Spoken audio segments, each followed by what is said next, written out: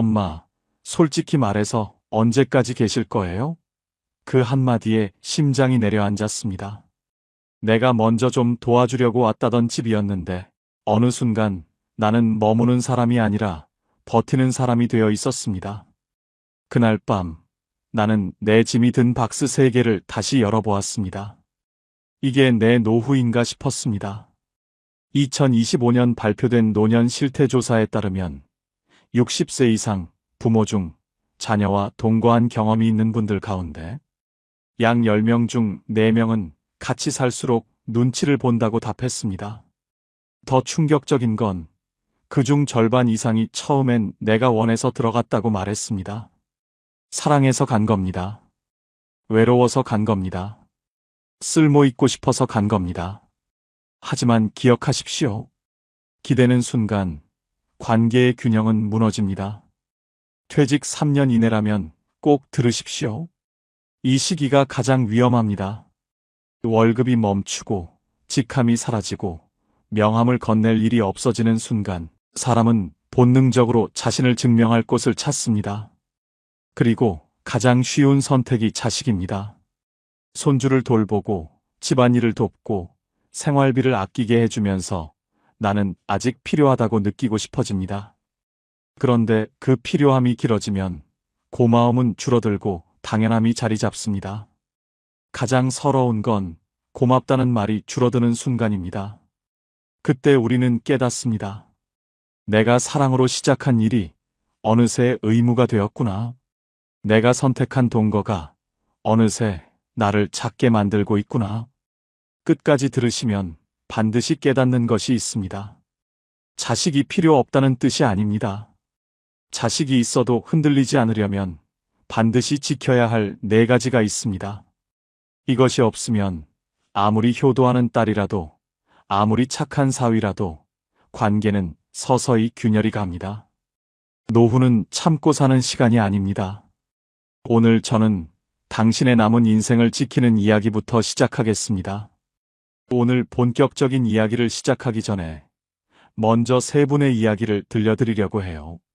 이름은 가명이지만 이 이야기들은 모두 실제입니다. 제가 이 이야기들을 처음 들었을 때 가슴이 먹먹했어요. 아마 여러분도 듣다 보시면 어디선가 본 얼굴 같다는 느낌이 드실 거예요. 내 이야기 같기도 하고 내 친구 이야기 같기도 하고 지난 여름 전화통화에서 울먹이던 내 언니 이야기 같기도 한 느낌이요. 그 느낌이 드신다면 오늘 이 시간이 당신에게 꼭 필요한 시간입니다. 중간에 끄지 마시고 끝까지 함께 해주세요. 분명히 여러분이 얻어가실 중요한 것이 있습니다. 첫 번째 이야기입니다.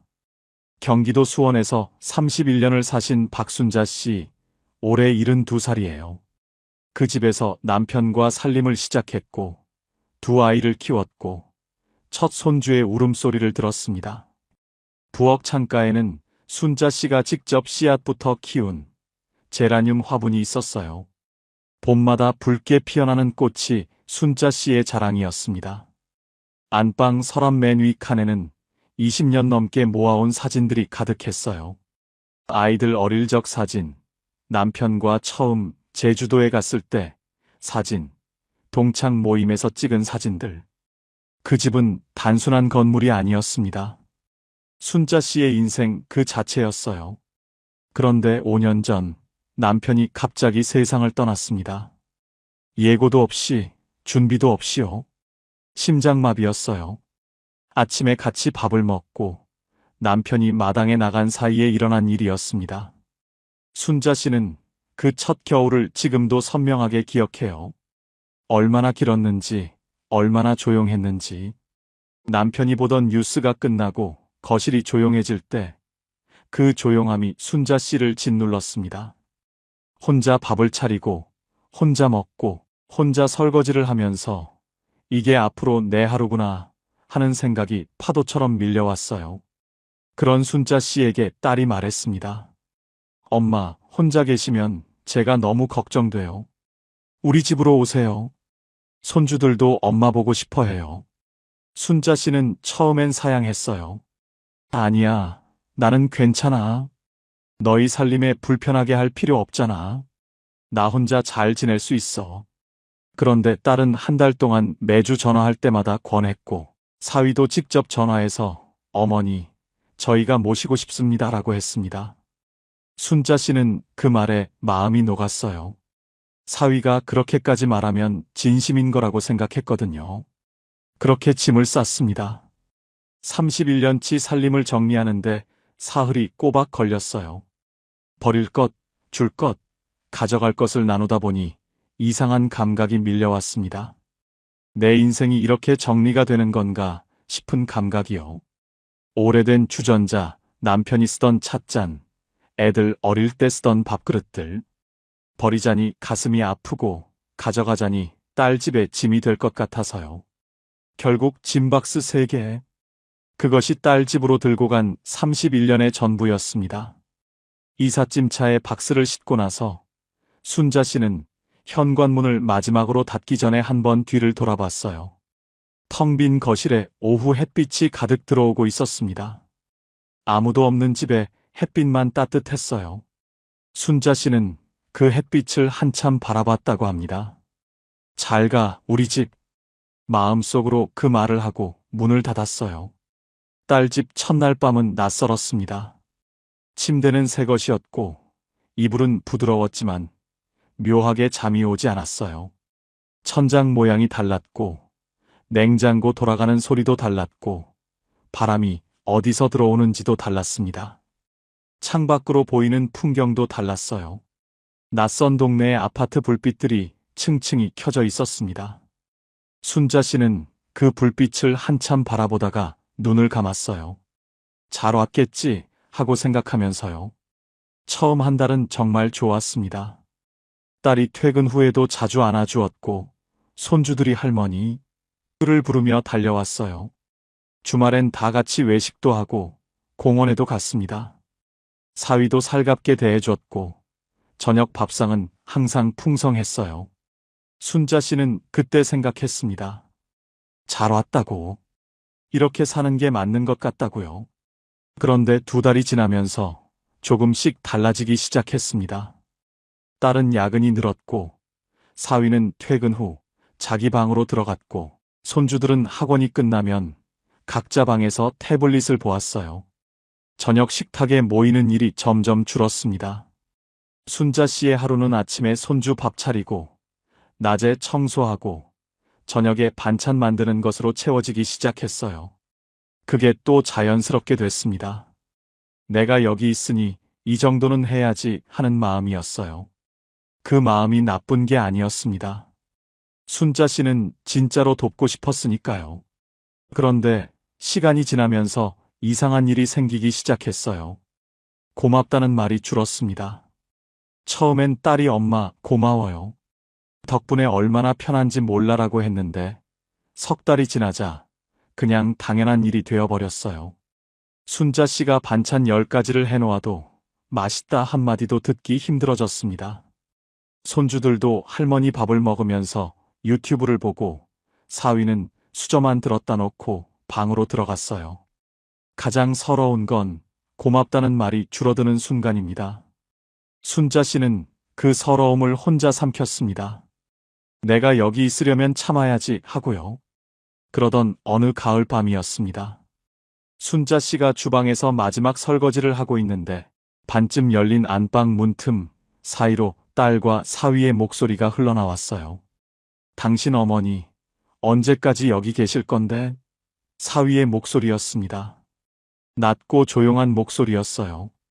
딸이 잠시 있다가 작게 답했습니다. 나도 잘 모르겠어. 말하기가 좀 그래서 순자 씨는 수도꼭지를 잠갔습니다. 물 흐르는 소리가 멎고 나자 2 사람의 낮은 목소리가 더 선명하게 들렸어요. 순자 씨는 설거지통 손잡이를 꽉 잡은 채 그 자리에 서 있었습니다. 움직일 수가 없었어요. 잠시 후 눈물이 흘렀습니다. 소리도 없이 예고도 없이 그냥 흘렀어요. 손이 천천히 떨렸습니다. 가장 서러운 건 고맙다는 말이 줄어드는 순간입니다. 그리고 그보다 더 서러운 건 내가 짐이 되었다는 걸 자식이 말하기 전에 내가 먼저 알아채는 순간이에요. 아무도 나한테 그 말을 하지 않았는데 이미 내가 알고 있는 순간 문틈으로 흘러나온 그 말 한마디가 순자 씨 가슴에 오래된 모처럼 박혔습니다. 순자 씨는 그날 밤 자기 방으로 들어가서 박스 3개를 다시 꺼냈습니다. 짐을 다시 쌀 생각을 한 건 아니었어요. 그냥 그 박스들을 보고 싶었습니다. 내가 가져온 것들을 보면서 오래 생각했어요. 내가 여기서 더 버티면 어떻게 될까? 1년이 지나고 2년이 지나면 사위 눈에 나는 어떤 존재가 될까? 딸이 나 때문에 부부 사이에 갈등이 생기면 어떻게 될까? 그 생각들이 새벽까지 이어졌습니다. 그리고 순자 씨는 결심했어요. 내가 먼저 나가는 것이 딸을 지키는 길이고, 나를 지키는 길이고, 이 관계를 지키는 길이라고요. 다음 날 아침, 순자 씨는 딸에게 조용히 말했습니다. 미리 준비한 말이었어요. 나 다시 나가서 살려고. 너희도 생활이 있고, 나도 이제 내 생활이 있어야 할 것 같아. 이 나이에 내 공간이 없으면 안 될 것 같더라고. 딸이 눈물을 흘렸습니다. 진심으로요. 엄마, 내가 불편하게 한 거야? 내가 잘못한 거야? 순자 씨는 고개를 저었어요. 아니야. 내가 잘못한 거 없어. 우리가 너무 가까이 있으면 서로한테 안 좋은 것 같아. 엄마도 내 공간이 필요하거든. 내가 나가야 우리 더 오래 잘 지낼 수 있을 것 같아. 그 말에 딸이 한동안 아무 말도 하지 못했습니다. 한 달 뒤, 순자 씨는 딸 집에서 차로 20분 거리의 작은 원룸으로 이사했어요. 보증금은 남편 퇴직금에서 썼습니다. 방은 작았어요. 그런데 그 작은 방에서 첫날 밤, 순자 씨는 오랜만에 새벽 2시에 불을 켜고 책을 읽었어요. 아무도 없었고, 눈치 볼 사람도 없었고, 그냥 내 방에서 내가 하고 싶은 것을 했습니다. 그 기분이 어땠는지 아세요? 순자 씨는 이렇게 말했어요. 그때 처음으로 숨을 제대로 쉰 것 같았어요. 처음엔 딸이 많이 서운해했습니다. 자기 때문에 나간 것 같다고, 자기가 모자란 딸인 것 같다고요. 그런데 2달이 지나자 딸이 먼저 전화를 했어요. 엄마, 이번 주말에 같이 밥 먹을까요? 그 목소리가 전과 달랐습니다. 가벼웠어요. 기대감이 있었어요. 함께 살 때는 들을 수 없었던 목소리였습니다. 순자 씨도 웃으며 받았어요. 그래, 엄마가 갈치조림 해놓을게. 내가 좋아하는 거잖아. 그 전화 끊고 나서 순자 씨가 혼자 한참 웃었다고 합니다. 공간이 생기자 그리움이 살아났습니다. 거리가 생기자 관계가 살아났어요. 공간을 잃으면 존재감이 줄어듭니다. 존재감이 줄어들면 관계도 함께 쪼그라들어요. 순자 씨가 몸으로 배운 것은 이것이었습니다. 자식 곁에 오래 있고 싶다면 자식과 떨어져 살아야 합니다. 2번째 이야기입니다. 이정숙 씨, 올해 66이에요. 부산 출신이신데 딸 결혼 후 서울로 올라오셨어요. 10년째 무릎 통증을 달고 사시는 분인데 5년 전부터 정형외과 의사한테 빨리 MRI 찍으시고 정밀 검사 받으셔야 합니다. 이대로 두시면 나중에 수술해야 할 수도 있어요 라는 말을 들어왔습니다. 그런데 그 5년 동안 단 한 번도 제때 검사를 받지 못했어요. 이유는 딱 하나입니다. 손주 돌봄 때문이에요. 딸 부부가 맞벌이를 하고 있었고 어린이집과 초등학교에 다니는 손주 둘의 일과를 정숙 씨가 자연스럽게 맡게 됐습니다. 아침 8시에 첫째를 초등학교에 데려다주고 11시에 어린이집 둘째를 데려오고 오후 2시에 첫째 학원 버스를 기다리고 4시에 둘째 낮잠을 재우고 5시에 저녁 준비를 시작하는 하루였습니다. 월요일부터 금요일까지 예외 없이요. 정숙 씨의 병원 예약은 3번 취소됐어요. 첫 번째는 어린이집에서 오늘 단축 수업이에요 라고 연락이 왔을 때였어요. 2번째는 손주 첫째가 갑자기 열이 나서 조퇴를 했을 때였습니다. 3번째는 딸이 갑작스러운 지방 출장이 잡혔을 때였어요. 정숙 씨는 그때마다 병원에 전화해서 같은 말을 했습니다. 죄송합니다. 집안 사정이 생겨서요. 다음으로 미뤄도 될까요? 집안 사정. 자기 무릎이 망가져가고 있는데 그게 집안 사정보다 항상 뒤였습니다. 정숙 씨의 하루를 따라가 보면 이렇습니다. 아침 6시 반에 일어나서 손주 밥을 차리고 8시에 첫째를 학교에 데려다 주고 돌아오면 9시예요. 그 사이에 청소하고 빨래를 돌리면 11시가 되고 어린이집에서 둘째를 데려오면 12시예요. 점심 먹이고 낮잠 재우면 2시이고 2시 반부터 첫째 학원 버스 기다리고 3시 반에 귀가하는 첫째 간식 챙기고 5시에 저녁 준비 시작합니다. 그게 끝나면 저녁 7시예요. 딸이 퇴근해서 오면 정숙 씨는 그제서야 자기 방으로 들어갈 수 있었습니다. 그 방에서 파스를 꺼내 무릎에 붙이고 잠깐 누워 있다가 또 일어나서 설거지 마무리를 했어요. 취미라는 건 꿈도 못 꿨습니다. 예전에 좋아하던 수채화 그리기는 물감 세트가 서랍 안에서 굳어가고 있었고 한 달에 한 번 모이던 개 모임에는 2달 연속 빠졌어요. 오전 수영 강습은 등록은 해놓고 한 번도 가지 못했습니다. 친구들 단체 카톡방에서 이번 주 목요일 만날까? 라는 메시지가 올라오면 정숙 씨는 그걸 한참 바라봤어요. 나도 가고 싶다. 그 마음이 가득했지만 말을 못했습니다. 내가 빠지면 손주를 누가 데리러 가나? 이 생각이 항상 먼저였어요. 그렇게 한 달, 2달, 반년이 지나면서 친구들과의 연락이 점점 뜸해졌습니다. 카톡방에서 먼저 메시지를 보내는 일이 사라졌고 생일 축하 메시지도 깜빡 잊는 날이 생겼어요. 정숙 씨가 조금씩 사라지고 있었습니다. 내 일정이 없는 삶은 서서히 지워지는 삶입니다. 정숙 씨는 자신이 지워지고 있다는 걸 그때는 몰랐어요. 그냥 내가 해야 할 일을 하는 거라고, 딸을 돕는 게 맞는 거라고 생각했습니다. 그러던 어느 여름 오후였어요. 손주 첫째 손을 잡고 아파트 계단을 내려오다가 갑자기 오른쪽 무릎에 힘이 쑥 빠지면서 계단 중간에서 주저앉았습니다. 손주가 소리를 질렀어요. 할머니. 정숙 씨는 통증이 번쩍했는데도 아프다는 말을 못했어요. 손주가 놀랄까봐 손주 손을 먼저 잡으면서 괜찮아. 할머니 괜찮아.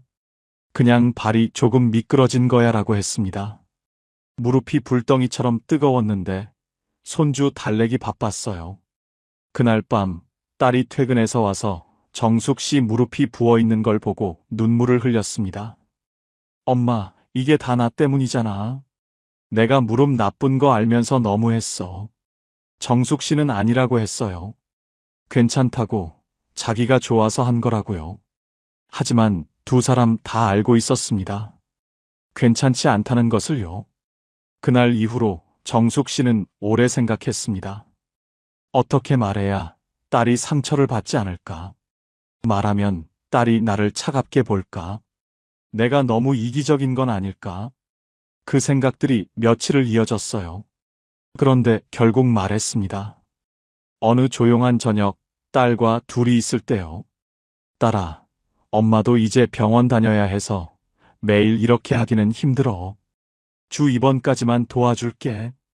엄마도 이제 내 시간이 필요해. 딸이 잠시 침묵했습니다. 정숙 씨는 그 침묵이 길게 느껴졌어요. 혹시 서운해하는 건 아닐까 속으로 걱정했습니다. 그런데 딸이 한 말은 예상과 달랐어요. 엄마, 미안해. 내가 너무 당연하게 생각했나 봐. 진작 말해줬어야 하는데. 그 말에 정숙 씨가 오히려 울었습니다. 딸의 얼굴을 보니까 서운한 표정이 아니었어요. 안도한 표정이었습니다. 마치 엄마가 드디어 말해줬구나라는 표정이었어요. 딸도 알고 있었던 겁니다. 엄마가 무리하고 있다는 것을요. 말해주기를 기다리고 있었던 거예요. 2025년 통계청 사회조사에 따르면 손주를 정기적으로 돌보는 조부모 10명 중 7명 이상이 자신의 건강관리나 여가 활동을 제때 하지 못하고 있다고 응답했습니다. 그리고 그중 상당수가 자녀가 강요해서가 아니라 스스로 해야 한다고 생각해서 돌봤다고 답했어요. 정숙 씨도 그랬습니다. 아무도 강요하지 않았는데 스스로 자신의 시간을 지워갔어요. 사랑이라는 이름으로요. 이제 정숙 씨는 주 2회만 손주를 돌봅니다. 나머지 날엔 병원을 가고 수영을 하고 목요일엔 오랫동안 못 만났던 친구들과 점심을 먹어요. 얼마 전 딸이 말했습니다. 엄마, 요즘 좋아 보여. 예전보다 표정이 밝아졌어. 시간을 되찾은 사람은 얼굴이 달라집니다. 그 달라진 얼굴이 자식에게도 가장 큰 안도감이 돼요. 세 번째 이야기입니다. 최말순 씨, 올해 70살이에요. 충청도 말씨가 정겨운 분인데 허리 디스크와 양쪽 무릎 연골 손상을 함께 가지고 계신 분입니다. 작년 봄, 정형외과 전문의가 진찰실에서 말했어요. 어머니, 솔직히 말씀드릴게요. 지금처럼 계속 무리하시면 내년엔 못 걸으실 수도 있어요. 수술 없이는 버티기 힘든 상황이 올 수 있습니다. 못 걷는다는 말. 그 네 글자가 말순 씨 가슴에 박혔습니다. 의사 말이 맞다는 걸 말순 씨 자신도 알고 있었어요. 계단 내려갈 때 무릎이 꺾이는 느낌이 점점 잦아졌고 아침에 일어날 때 처음 몇 발자국이 너무 아파서 잠깐 멈춰 서야 했으니까요. 그런데 그날 밤에도 말순 씨는 등에 파스를 붙이고 내일 손주 도시락 메뉴를 생각하고 있었습니다. 계란말이 넣고 불고기 조금 넣고 방울토마토도 씻어서 넣어야지. 파스 냄새가 방 안에 가득한데 손은 이불을 쥔 채 내일 새벽 몇 시에 일어날지를 계산하고 있었어요. 사람이 참 이상하죠. 무너지기 직전인 걸 알면서도 멈추지를 못합니다. 멈추는 법을 한 번도 배운 적이 없는 사람은 더 그래요. 말순 씨는 40년 동안 남을 위해 사는 삶을 살아왔습니다. 25에 시집와서 시부모 봉양, 남편 내조, 자식 셋 뒷바라지.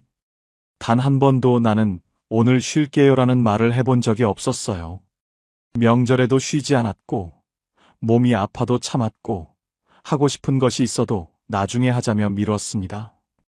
그러다 남편이 은퇴하고, 자식들이 독립하고, 드디어 조금 숨을 쉴 수 있겠다 싶었는데, 딸이 아이를 낳았어요. 말순 씨는 손주 돌봄을 당연히 맡았습니다. 자식이 부탁한 것도 아니에요. 말순 씨 스스로 가겠다고 했어요. 내 새끼 낳은 딸이 고생하는 걸 보고 있을 수가 없었거든요. 그렇게 5년이 지났습니다. 허리는 점점 나빠졌고 무릎은 갈수록 심해졌어요. 파스가 상비약이 됐고 소염진 통제를 매일 먹게 됐습니다. 그래도 멈추지 않았어요. 희생은 사랑이지만 자기 소멸은 사랑이 아닙니다. 말순 씨는 이 말의 의미를 머리로는 이해했을지도 몰라요. 하지만 몸으로는 이해하지 못했습니다. 이해한 건 쓰러진 뒤였어요. 어느 여름 아침이었습니다. 손주 아침밥을 차리다가 주방 바닥에 그냥 주저앉았어요. 무릎에 힘이 빠지면서 냄비를 잡으려다 같이 쓰러진 겁니다. 손주가 비명을 지르며 달려왔고 딸이 119에 전화했습니다. 응급실에서 수액을 맞으면서 말순 씨는 천장을 바라봤어요. 그 하얀 천장을 보면서 처음으로 이런 생각을 했습니다. 내가 여기서 정말 못 걷게 되면 그게 오히려 자식한테 더 큰 짐이 되는 거 아닌가. 내가 건강해야 자식이 덜 걱정하는 거 아닌가. 내가 이렇게 되면 손주 돌봄은커녕 내가 돌봄을 받아야 하는 사람이 되는 거 아닌가. 내가 무너지면 관계도 무너집니다. 그 말이 그제야 살갗으로 와닿았습니다. 퇴원 후 말순 씨는 딸에게 말했어요. 용기를 냈습니다. 말하기까지 며칠이 걸렸어요. 말하면 딸이 난처해야 할 것 같았고 내가 너무 못된 엄마처럼 느껴질 것 같았거든요. 그런데 결국 말했습니다. 딸아, 엄마 이제 손주 돌봄 못하겠다. 엄마 몸을 먼저 챙겨야 할 것 같아. 미안해. 딸이 한참 있다가 말했어요. 엄마, 그 말 언제 해줄까 기다리고 있었어. 엄마가 힘든 거 다 알고 있었거든. 근데 엄마가 먼저 말해야 내가 도와드릴 수 있잖아. 말순 씨가 그 말에 눈물이 터졌습니다. 딸은 알고 있었어요. 엄마가 힘든 것을요. 그런데 엄마가 괜찮다고 하니까 그 말을 그대로 믿을 수밖에 없었던 겁니다. 말하지 않으면 모릅니다. 참고 있으면 자식은 괜찮은 줄 압니다. 말순 씨는 지금 매일 아침 요가를 해요. 무릎이 많이 좋아졌습니다. 딸과는 한 달에 2번 근처 식당에서 같이 밥을 먹어요. 이제 말순 씨가 먼저 연락합니다. 딸 집에 가는 게 의무가 아니라 기쁨이 됐어요. 멈추자. 오히려 관계가 살아났습니다. 자, 세 분의 이야기를 들으셨습니다. 순자 씨는 공간을 잃었고, 정숙 씨는 시간을 잃었고, 말순 씨는 건강을 잃었어요. 그리고 세 분 모두 하나의 공통점이 있었습니다. 잃고 나서야 비로소 되찾았다는 것이에요. 그 되찾는 과정이 결코 쉽지 않았습니다. 말하는 것도 어려웠고, 결심하는 것도 어려웠어요. 하지만 되찾고 나서 세 분 모두 같은 말을 했습니다. 이렇게 살 걸 더 일찍 알았더라면. 오늘 이 시간이 여러분에게 그 더 일찍이 되기를 바랍니다. 지금부터는 노후를 지키는 4가지를 하나씩 깊이 이야기해 드릴게요. 첫 번째, 그리고 가장 중요한 것은 내 경제력입니다. 돈 이야기를 꺼내면 왠지 거북하게 느끼시는 분들이 계실 거예요. 특히 우리 세대 어머니들은 그런 경향이 강합니다. 돈보다 가족이 먼저지, 자식한테 돈 얘기를 어떻게 해라고 생각하시는 분들이 많아요. 그런데 오늘은 아주 솔직하게 말씀드릴게요. 돈이 전부는 아닙니다. 하지만 돈이 없으면 말이 작아집니다. 이건 냉정한 현실이에요. 많은 분들이 실제로 겪고 있는 일입니다. 자식 집에 살면서 생활비를 자식에게 받는 상황이 어떤 건지 생각해 보신 적 있으세요? 처음에는 자식이 기꺼이 드립니다. 엄마, 필요한 거 있으면 말해요. 제가 드릴게요. 그 말이 진심인 건 맞습니다. 그런데 2달, 석 달이 지나면서 달라져요. 커피숍에 가고 싶은데 내가 이걸 사도 되나? 자식 돈인데 하는 생각이 듭니다. 친구한테 생일 선물 하나 사주고 싶어도 이게 낭비인가 싶어지고요. 미용실 가고 싶어도 또 돈 쓰는 거 아닌가 하는 마음이 발목을 잡아요. 이게 단순한 절약이 아닙니다. 선택권이 사라지는 겁니다. 내가 원하는 것을 내 의지로 선택할 수 없는 상태가 되는 거예요. 선택권이 사라지면 어떤 일이 생길까요? 말이 작아집니다. 자식이나 사위가 이야기할 때 내 의견이 있어도 선뜻 말하기가 어려워져요. 내가 여기서 이런 말을 해도 되나? 내가 여기서 이렇게 나서도 되나? 하는 생각이 먼저 들거든요. 경제적으로 의존하는 순간 심리적으로도 의존이 시작됩니다. 그리고 그 의존이 깊어지면 자존감이 흔들려요. 자존감이 흔들리면 관계에서도 힘이 빠집니다. 예전에는 당당하게 했던 말들을 점점 못하게 되고요.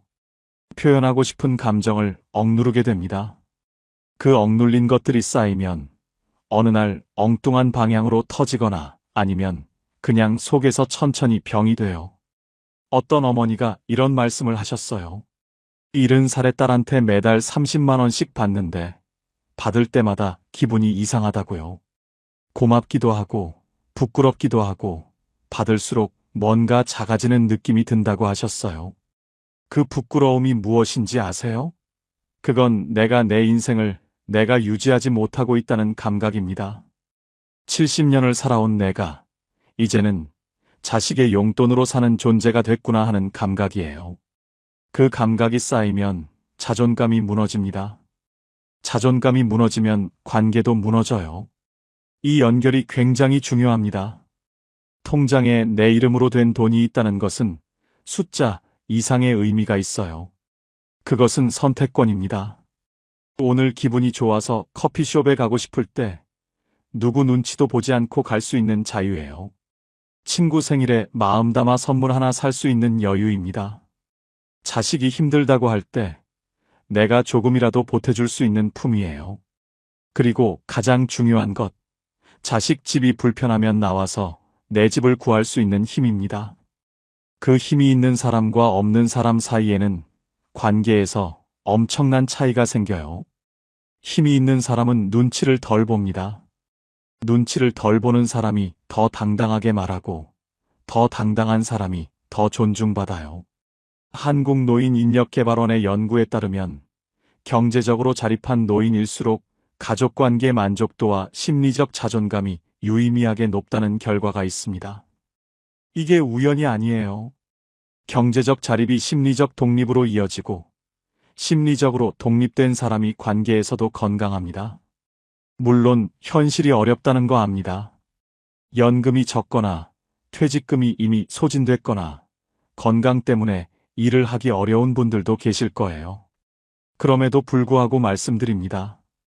지금 당장 완벽한 경제적 자립이 안 되더라도 그 방향을 포기하지 마세요. 국민연금을 조금 늦게 받는 전략, 노인 일자리 사업 참여, 정부 지원 복지 프로그램 활용, 주거비를 줄이는 방식. 무엇이든 좋습니다. 중요한 건 내가 내 삶의 비용을 내가 감당하려는 의지를 잃지 않는 것입니다. 그 의지가 있는 사람의 눈빛은 달라요. 자식도 그 눈빛을 봅니다. 그리고 그 눈빛을 가진 부모를 더 존중합니다. 돈이 없으면 말이 작아집니다. 그러니 내 경제력을 지키는 것은 단순한 재테크가 아니에요. 그것은 내 목소리를 지키는 일이고, 내 자존심을 지키는 일이고, 자식과의 관계를 지키는 일입니다. 선택권을 가진 사람이 가장 당당합니다. 당당한 사람이 가장 오래 사랑받습니다. 두 번째는 내 공간입니다. 공간이라고 하면 방 하나, 집 하나를 생각하실 수 있어요. 그런데 제가 말하는 공간은 그것보다 훨씬 깊은 의미입니다. 공간은 단순한 부동산이 아니에요. 공간은 내 존재가 숨쉬는 자리이고 내가 나일 수 있는 곳이에요. 자식 집에 살면서 방을 하나 받아도 그 방이 진짜 내 공간이 되기가 쉽지 않습니다. 그 집에는 그 집만의 리듬이 있어요. 몇 시에 불을 끄는지, 주말 아침엔 어떻게 지내는지, TV 볼륨은 어느 정도로 하는지, 그 집의 방식이 있고 그 방식에 맞춰 살아야 합니다. 새벽에 잠이 안 와서 불을 켜고 책을 읽고 싶어도 눈치가 보이고요. 오전 내내 좋아하는 트로트를 틀어놓고 싶어도 손주가 자고 있으면 못해요. 오랜 친구를 불러서 부엌에서 같이 전이나 부치며 수다를 떨고 싶어도 사위 눈치가 보입니다. 방이 있어도 쉼이 없는 집이 있습니다. 그 집이 바로 자식 집이에요. 아무리 넓고 아무리 좋아도 내 집이 아닌 곳에서 진짜 쉬기는 어렵습니다. 그 집에서 오래 살면 어떻게 될까요? 사람은 점점 조용해집니다. 말수가 줄고 의견을 내는 일이 사라져요. 어느 날부터 나는 있는 듯 없는 듯 살아야지라는 생각이 자리를 잡습니다. 공간이 줄어들수록 존재감이 줄어듭니다. 그리고 존재감이 줄어든 사람은 자식 눈에도 점점 투명해져요. 처음엔 자식도 눈치를 채겠지만 시간이 지나면 그 투명함이 당연한 상태가 되어버립니다. 투명한 사람은 보이지 않고 보이지 않는 사람은 그리워지지 않아요. 그렇게 관계가 조용히 무너지기 시작합니다. 반면 내 공간이 생기면 어떻게 되는지 생각해 보세요. 순자 씨가 독립하고 나서 딸이 먼저 전화한 것 기억하시죠? 매일 보던 엄마가 없어지니 비로소 보고 싶어진 겁니다. 당연함이 그리움으로 바뀐 거예요. 내 공간은 나를 위한 자리이기도 하지만 동시에 나와 자식 사이의 건강한 관계를 위한 울타리이기도 합니다. 내가 내 공간에서 충분히 쉬고 충분히 나다워질 때 자식과 만나는 시간이 비로소 의무가 아닌 기쁨이 됩니다. 짐으로 만나는 것이 아니라 반가움으로 만날 수 있어요. 지금 자식 집에 계신 분이라면, 그리고 그 안에서 조금씩 작아진다는 느낌이 드신다면 그 느낌을 무시하지 마세요. 당신이 예민한 게 아닙니다. 공간을 잃으면 사람은 원래 작아집니다. 크지 않아도 돼요. 월세 30만 원짜리 작은 방이라도 그 방이 내 방이면 됩니다. 내 화분을 놓을 수 있고 새벽에 불을 켜도 눈치 볼 필요 없는 그 공간이 당신의 노후를 지킵니다. 세 번째는 내 시간입니다. 시간은 어쩌면 돈보다 더 중요할 수 있어요. 노후에는 특히 그렇습니다. 돈은 방법을 찾으면 다시 벌 수 있는 가능성이 있어요. 하지만 70대에 흘러간 시간은 70대로 돌아가서 다시 쓸 수 없어요. 한 번 지나가면 그걸로 끝입니다. 70살의 봄은 딱 한 번밖에 없습니다. 그 봄을 무엇으로 채우느냐가, 그 봄이 어떤 봄으로 기억되느냐가 오롯이 지금 내 선택에 달려 있어요. 그런데 우리 세대 어머니들은 시간을 너무 쉽게 내어줍니다. 자식이 부탁하기도 전에 먼저 내어주고, 부탁하면 또 내어주고, 미안해 할까봐 거절 한마디 못하고 또 내어주고요. 그렇게 내 시간이 점점 비어갑니다. 자식 스케줄에 종속된 하루가 어떤 건지 이미 경험해 보신 분들은 아실 거예요. 아침에 눈을 뜨면 내 하루가 아닙니다. 손주 등교 시간, 학원 픽업 시간, 저녁 준비 시간이 먼저예요. 내 일정은 그 사이 남은 틈새 시간에 끼워 넣어야 하는데 그 틈새가 생각만큼 생기지 않아요. 어쩌다 한 시간이 생겨도 뭘 해야 하나 생각할 새도 없이 또 다른 일이 생깁니다.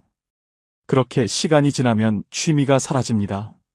한때 즐겨하던 뜨개질, 수채화, 화초 가꾸기가 손을 놓은 사이 멀어져요. 친구와의 연락도 뜸해집니다. 카톡방에서 이번 주 목요일 만날까? 메시지가 올라와도 못 간다는 말만 반복하다 보면 어느 순간 그 방에서 나 혼자 조용해집니다. 내 이름으로 된 일정이 달력에서 하나씩 사라져요. 내 일정이 없는 삶은 서서히 지워지는 삶입니다. 이 말이 과장처럼 들리실 수 있어요. 그런데 정말입니다. 내 시간이 없으면 내가 사라지기 시작합니다. 나는 손주 할머니인가, 딸 엄마인가, 아니면 나는 나인가? 그 질문에 답을 못하게 되는 날이 와요. 반대로 내 시간을 회복한 사람이 어떻게 달라지는지 보세요. 정숙 씨가 주 2회로 손주 돌봄을 줄이고 나서 수영을 시작했을 때 딸이 말했습니다. 엄마, 요즘 표정이 달라졌어. 좋아 보여. 시간을 돌려받은 사람은 얼굴이 달라집니다. 눈빛이 살아나요. 이야기할 것이 생겨요.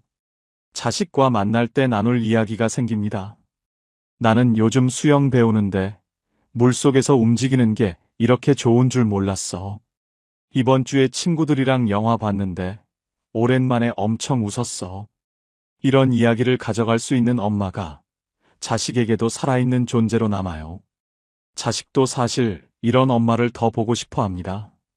자기 삶을 사는 엄마, 활기 있는 엄마. 그 엄마 곁에 있으면 자식도 에너지를 받거든요. 지금 당장 내 이름으로 된 일정 하나를 만드세요. 매주 화요일 오전엔 수영, 목요일 점심엔 친구 만남, 한 달에 한 번은 혼자 나들이. 이런 것들이 당신이 당신임을 확인해주는 증거입니다. 그 증거가 있어야 합니다. 네 번째는 적당한 거리입니다. 네 가지 중에서 가장 오해받기 쉬운 게 이것이에요. 거리를 두라니, 그러면 자식과 멀어지는 게 아닌가요? 정반대입니다. 거리를 두어야 더 가까워질 수 있어요. 이 역설이 관계의 진실입니다. 가까울수록 당연해지는 심리가 있어요. 매일 보는 사람에게는 감사함을 느끼기 어렵습니다. 항상 거기 있는 것은 소중한 줄 모르게 돼요. 공기가 얼마나 소중한지 평소엔 모르는 것처럼 항상 곁에 있는 부모의 존재가 어느 순간 배경이 되어버립니다. 이건 자식이 나쁜 게 아니에요. 인간의 심리가 원래 그렇습니다. 가까이 있을수록 당연해지는 건 우리에게도 마찬가지예요. 남편이 항상 곁에 있을 때보다 출장 다녀온 후에 더 반가웠던 경험 다들 있으시잖아요. 관계도 마찬가지입니다. 가끔 만나는 사람에게는 그리움이 생겨요. 만나기 전부터 기대감이 있고 만나서는 반갑고 헤어질 때는 아쉽습니다. 그 감정들이 관계를 살아있게 만들어요. 순자 씨의 딸이 독립 후에 먼저 전화한 이유가 바로 이겁니다. 매일 보던 엄마가 없어지니 비로소 보고 싶어진 거예요. 당연함이 그리움으로 바뀐 겁니다.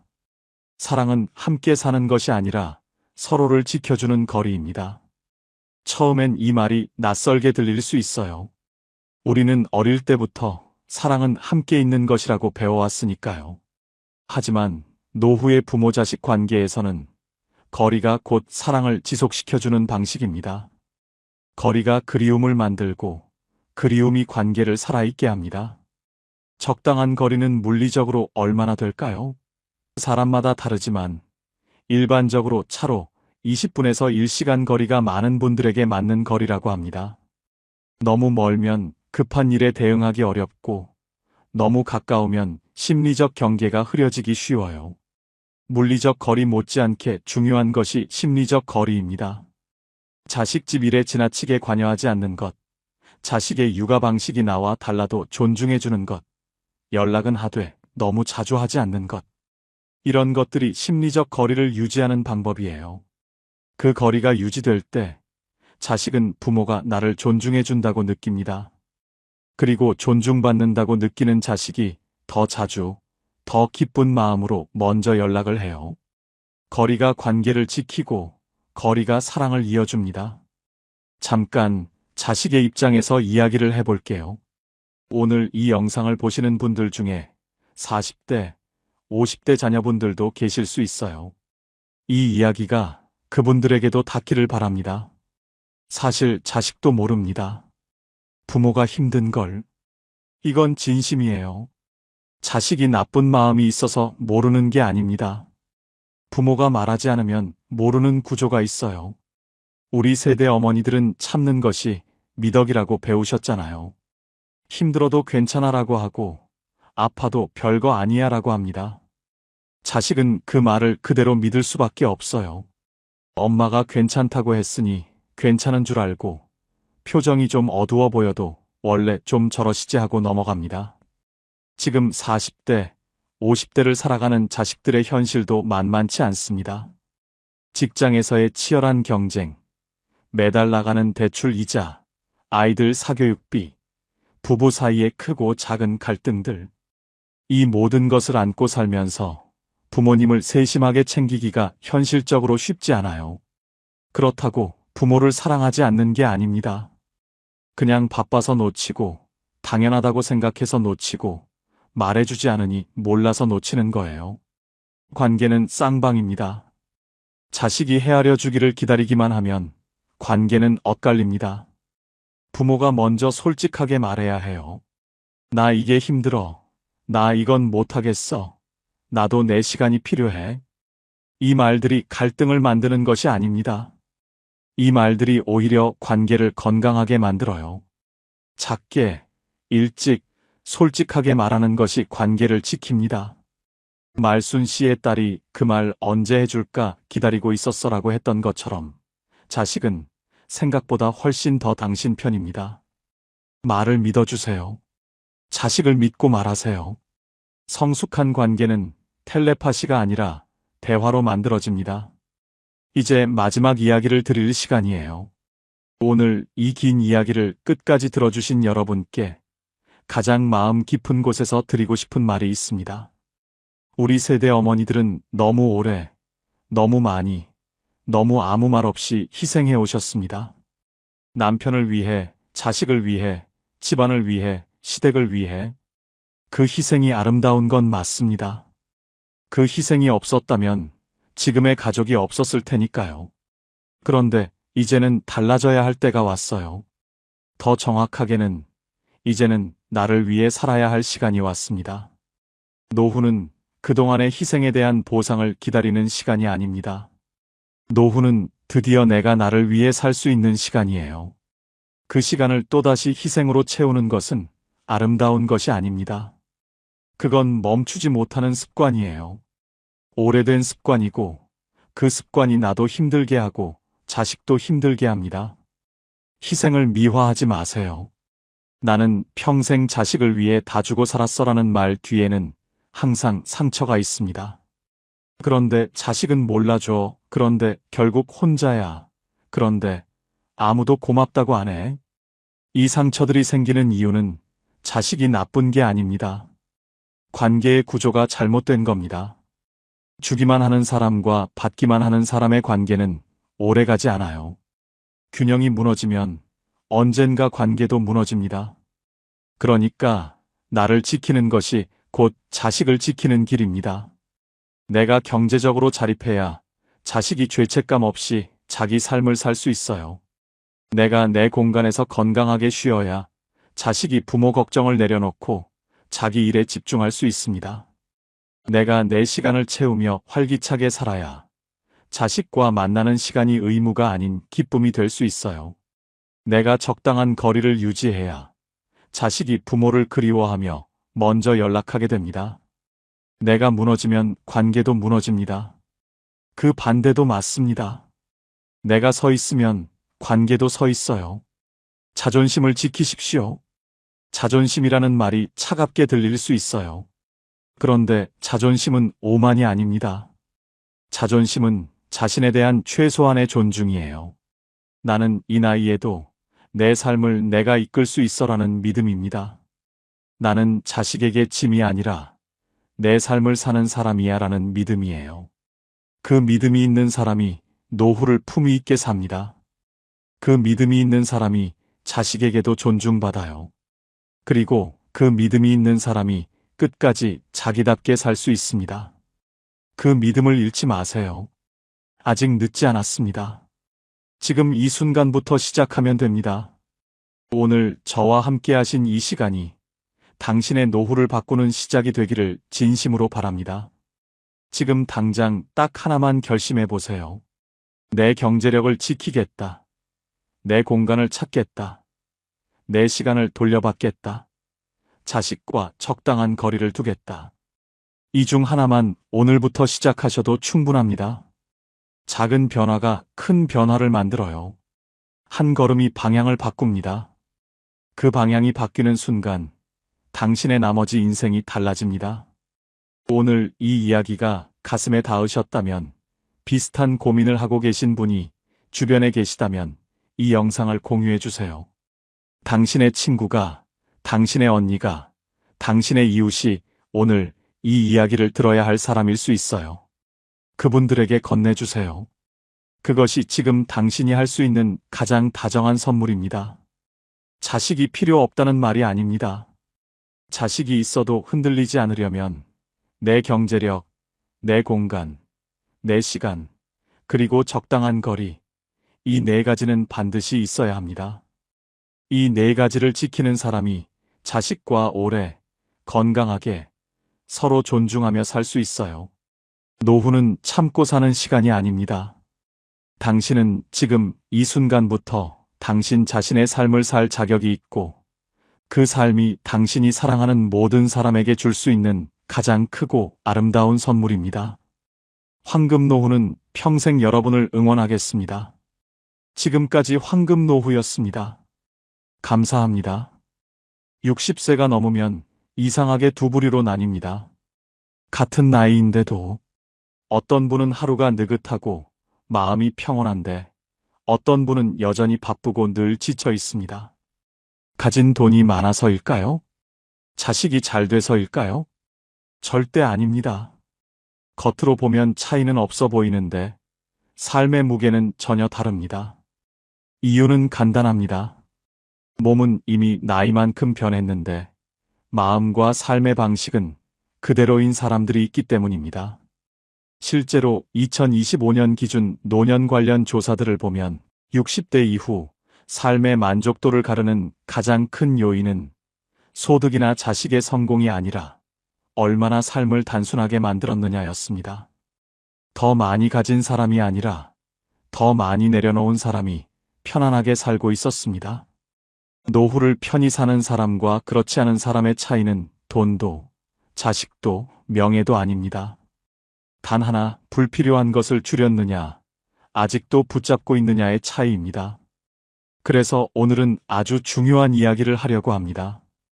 법적으로 노년은 65세부터입니다. 나라가 정한 공식적인 노인의 시작이죠. 하지만 몸은 법을 기다려주지 않습니다. 60세부터 체력은 눈에 띄게 떨어지고 회복은 느려지고 마음은 쉽게 지칩니다. 이 시기에 여전히 젊을 때 방식으로 살면 노후는 버티는 시간이 됩니다. 그래서 똑똑한 사람들은 65세를 기다리지 않습니다. 60세부터 미리 줄이기 시작합니다. 이걸 줄인 사람은 노후가 천국이 되고 못 줄인 사람은 같은 나이에도 매일이 지옥이 됩니다. 늦어도 60세부터 반드시 줄여야 하는 것들, 딱 6가지만 정확하게 짚어드리겠습니다. 끝까지 들으시면 여러분은 앞으로의 노후를 어떤 방향으로 살아야 할지 분명한 기준이 생길 겁니다. 중요한 이야기, 지금부터 시작합니다. 첫 번째, 해야 한다는 책임 강박을 줄여야 합니다. 75세 이순자 씨는 오늘도 새벽 5시에 일어났습니다. 무릎이 욱신거려요. 어젯밤에도 파스를 붙이고 잤는데 여전히 아픕니다. 하지만 일어나야 합니다. 오늘 일요일 아들네 집에 가서 반찬을 해줘야 하거든요. 내가 안 하면 누가 하니 하면서 부엌으로 갔어요. 김치찌개 끓이고 아들이 좋아하는 밑반찬 만들고 나물 무치고 생선 구우면서 3시간을 보냈습니다. 허리가 아파서 한 번씩 허리를 펴야 했어요. 숨도 가빠졌습니다. 그래도 참았어요. 짐을 싸서 버스를 타고 아들네 집에 도착했을 때 며느리가 문을 열었습니다. 어머니, 또 오셨어요? 괜찮은데 짜증 섞인 목소리였어요. 순자 씨는 가슴이 철렁했습니다. 괜찮아. 내가 해놔야 너가 편하지 하고 웃으며 말했지만 마음은 아팠어요. 점심을 함께 먹고 집에 돌아오는 버스 안에서 순자 씨는 혼잣말을 했습니다. 내가 뭐 하는 걸까? 고마워하지도 않는데. 왜 이렇게 사는 걸까? 집에 도착해서 소파에 앉았어요. 무릎이 너무 아팠습니다. 파스를 또 붙였어요. 그리고 생각했습니다. 이게 내가 바라던 노년인가? 73세 박영숙 씨는 8순이 넘은 시어머니를 모시고 있습니다. 치매가 오셔서 24시간 돌봐야 해요. 밤에도 깨서 화장실 가시는 걸 도와드려야 하고, 낮에는 식사 챙겨드리고, 약 챙기고, 기저귀 갈아드리고, 온종일 시어머니 곁을 지킵니다. 영숙 씨도 이제 몸이 안 좋아요. 허리 디스크에 고혈압까지 있습니다. 자식들이 엄마 요양원 보내시죠라고 해도 내가 안 하면 누가 하니라며 거절하세요. 어느 날 영숙 씨는 허리가 너무 아파서 병원에 갔어요. 의사 선생님이 말씀하셨습니다. 어머니, 이대로 가시면 허리 못 씁니다. 무거운 거 들지 마시고 쉬셔야 해요. 그 말을 듣고 집에 돌아오는 길 영숙 씨는 울었답니다. 나는 왜 이렇게 살까? 내 인생은 언제 편안하게 사는 걸까? 여러분도 혹시 이렇게 사시나요? 명절엔 내가 음식을 준비해야 한다. 손주 돌보는 건 내가 해야 한다. 집안일은 내가 챙겨야 한다. 부모님 제사는 내가 모셔야 한다고 생각하시나요? 60세가 넘어서도 70세가 되어서도 여전히 뭔가를 해야 한다는 생각에 사로잡혀 계신 분들이 많습니다. 그런데 이게 정말 해야 하는 일일까요? 내가 안 하면 정말 안 되는 일일까요? 대부분은 아닙니다. 내가 안 해도 다른 사람이 할 수 있고 아니면 안 해도 되는 일들이에요. 우리는 평생을 책임지며 살아왔기 때문에 책임을 내려놓는 게 익숙하지 않습니다. 특히 여성 어르신들은 더 그렇습니다. 평생을 가족을 위해 희생하며 살아오셨으니 이제 와서 손을 놓는 게 죄책감처럼 느껴지시는 거예요. 하지만 여러분, 60세 이후에 책임은 미덕이 아닙니다. 관리 대상이에요. 몸이 신호를 보내는데도 억지로 하는 건 책임감이 아니라 강박입니다. 내가 감당할 수 있는 것과 없는 것을 구분해야 하고 할 수 있어도 하지 않을 권리를 행사해야 합니다. 내가 안 하니까 다른 사람들이 하게 됩니다. 내가 모든 걸 다 떠안고 있을 때는 다른 사람들이 의지만 했는데 내가 손을 놓으니까 그들도 스스로 하게 되더라는 거예요. 여러분이 안 해도 세상은 잘 돌아갑니다. 오히려 여러분이 쉬어야 가족도 성장합니다. 두 번째, 과거에 대한 후회와 원망을 줄여야 합니다. 68세 김정숙 씨는 밤마다 잠을 설칩니다. 30년 전 일이 자꾸 떠올라요. 남편이 바람을 피웠던 일, 얼마나 힘들었는지, 얼마나 배신감이 컸는지, 지금도 그 이야기를 하면 눈물이 납니다. 남편은 이미 5년 전에 세상을 떠났는데도 정숙 씨는 아직도 그 원망 속에 갇혀 있어요. 밤에 누우면 그때 일이 떠오릅니다. 왜 나한테 그랬을까? 내가 뭘 잘못했을까? 그때 내가 한마디 했어야 했는데. 그러다 보면 새벽이 됩니다. 제대로 잠을 못 자요. 낮에는 피곤하고, 밤에는 또 그 생각이 떠오르고, 악순환이 반복됩니다. 정숙 씨는 제게 말씀하셨어요. 선생님, 나는 그 사람한테 아직도 화가 나요. 죽었는데도 미워요. 근데 화가 나면 나는 누구한테 화내는 걸까요? 결국 나한테 화내는 거죠. 71세 최동수 씨는 젊었을 때 사업 실패로 재산을 잃은 일을 평생 후회하십니다. 그때 내가 조금만 더 신중했으면, 그때 내가 그 사람 말을 듣지 말았어야 했는데, 하시면서 지금도 그 일을 붙들고 계세요. 동수 씨의 아들이 제게 말했어요. 우리 아버지는 30년 전에 멈춰 계세요. 현재를 사는 게 아니라 과거를 사세요. 가족들이랑 밥 먹을 때도, TV 볼 때도 늘 그때 이야기를 하세요. 저희는 지겨워서 듣기 싫은데 아버지는 계속 그 이야기만 하세요. 여러분도 혹시 밤마다 이런 생각하시나요? 그때 내가 그렇게 하지 말았어야 했는데, 그 사람한테 그렇게 당하지 말고 한마디 했어야 했는데, 젊었을 때 좀 더 열심히 살았으면 지금 이렇게 안 살았을 텐데. 과거를 떠올리면 자책이 되고, 자책은 분노가 되고, 분노는 결국 무기력으로 이어집니다. 그리고 그 무기력 속에서 우리는 오늘을 잃어버려요. 과거 회상이 나쁜 건 아닙니다. 좋았던 기억을 떠올리며 미소 짓는 건 괜찮아요. 문제는 후회와 원망에 사로잡혀 현재를 놓치는 겁니다. 독일 철학자 쇼펜하우어는 이런 말을 했습니다.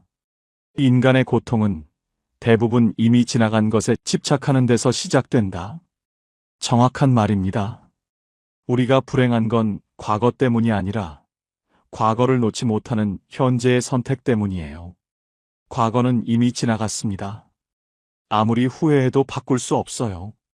아무리 원망해도 그 사람은 변하지 않습니다. 그런데 우리는 왜 계속 과거를 붙들고 있을까요? 용서는 상대를 위한 게 아닙니다. 용서는 나를 살리는 선택이에요. 상대방이 잘못했든 안 했든 내가 원망을 붙들고 있으면 결국 아픈 건 나예요. 상대방은 아무렇지도 않은데 나만 밤마다 분노하고 괴로워하는 겁니다. 과거를 완전히 지울 순 없어요. 하지만 과거에 지배당하지 않을 순 있습니다. 과거는 기억 속에 두되 오늘은 오늘로 사는 겁니다. 세 번째, 자식 걱정을 줄여야 합니다. 70세 한명숙 씨는 매일 아침 아들한테 전화합니다. 밥 먹었니? 회사 잘 다녀오니? 요즘 힘들진 않니?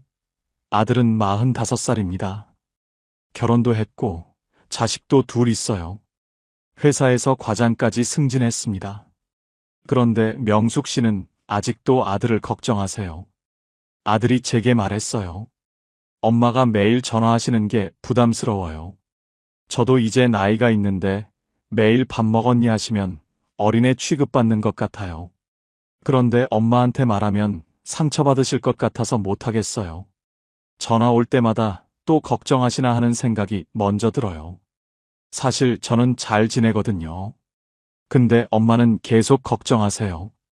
66세 조미숙 씨는 딸이 결혼한 지 10년이 됐는데도 여전히 걱정합니다. 사위가 우리 딸한테 잘해주나? 애들은 잘 크나? 돈은 잘 버나? 한 달에 두세 번은 딸네 집에 가서 냉장고를 열어봅니다. 뭐 이렇게 없어? 시장 봐줄까? 하면서 이것저것 사다 놓고 와요. 딸이 엄마, 우리 알아서 해. 괜찮아라고 해도 미숙 씨는 걱정이 됩니다.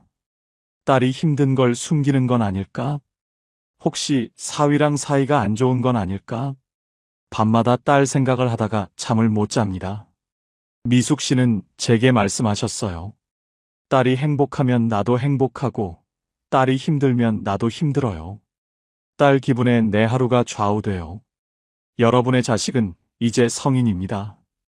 30, 40, 50이 넘은 어른이에요. 그들에게도 자기 인생이 있고 자기가 해결해야 할 문제들이 있습니다. 그런데 우리는 여전히 자식을 어린아이처럼 걱정합니다. 저 애가 밥은 잘 먹고 다니나? 저 애가 돈은 잘 관리하나? 저 애가 직장에서 힘들진 않을까? 걱정은 끝이 없습니다. 그리고 그 걱정은 전화로 이어지고 전화는 간섭이 되고 간섭은 자식들에게 부담이 됩니다. 자식들은 부모가 걱정하는 걸 압니다. 그래서 잘 지낸다고 말하지만 사실은 부담스러워해요. 엄마가 또 걱정하시네. 아빠가 또 이러시네 하면서 피곤해합니다. 우리는 사랑으로 걱정하는데 자식들은 그걸 부담으로 받아들이는 거예요. 그리고 더 큰 문제는 자식 걱정이 우리 자신을 병들게 만든다는 겁니다. 자식이 잘 되면 기쁘지만 자식이 안 좋으면 우리가 더 힘들어집니다. 자식 기분에 내 하루가 좌우되고 자식 전화 한 통에 내 감정이 올라갔다 내려갔다 합니다. 이게 건강한 관계일까요? 아니에요. 이건 정서적 의존입니다. 정약용 선생님은 이런 말씀을 하셨어요. 자식을 사랑하되 붙들지 말라. 자유롭게 날게 하라. 자식을 믿고 놓아주는 것, 그게 진짜 사랑입니다. 자식을 내려놓을수록 관계는 오히려 편안해집니다. 내가 자식 걱정을 줄이면 자식들도 편해지고 나도 편해집니다. 네 번째, 관계의 숫자를 줄여야 합니다. 67세 오경희 씨는 친구가 많으신 편입니다. 고등학교 동창회, 대학 동기 모임, 동네 친구 모임, 교회, 친구 모임까지 합치면 한 달에 10번 이상 모임에 나가세요. 처음엔 좋았대요. 사람들 만나서 수다 떨고 밥 먹고 즐거웠답니다.